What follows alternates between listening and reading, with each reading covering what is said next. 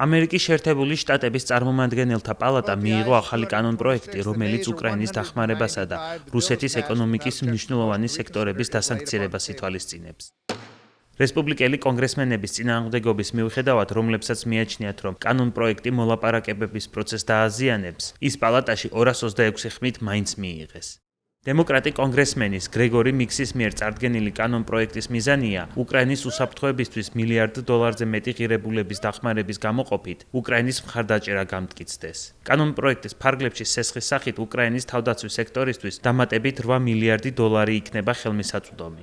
თუმცა სანამ კანონპროექტი ძალაში შევა, ის სენატმა უნდა დაამტკიცოს, რისი ალბათობაც საკმაოდ დაბალია. სენატი, რომელსაც უმრავლესობით რესპუბლიკური პარტია აკონტროლებს, კანონპროექტს მხოლოდ იმ შემთხვევაში დაამტკიცებს, თუ მას თავად ამერიკის შეერთებული შტატების პრეზიდენტი დონალდ ტრამპი დაუჭერს მხარს. წარმომადგენელთა პალატის მიერ მიღებული კანონპროექტი კონგრესმენებში არსებულ უკმაყოფილებაზე მიუთითებს, რომელიც პრეზიდენტ დონალდ ტრამპის ადმინისტრაციის საგარეო პოლიტიკითაა გამოწვეული. მიმდინარე კვირაში ეს მეორე შემთხვევაა, როდესაც წარმომადგენელთა პალატა საგარეო პოლიტიკის საკითხზე პრეზიდენტის საწინააღმდეგოდ მოქმედებს. ერთი დღით ადრე 3 ივნისს წარმომადგენელთა პალატამ ომის უფლებამოსილების შესახებ დაამტკიცა რეზოლუცია, რომელიც ირანის წინააღმდეგ ამერიკის შეერთებული შტატების სამხედრო მოქმედებების შეჩერებას ისახავს მიზნად.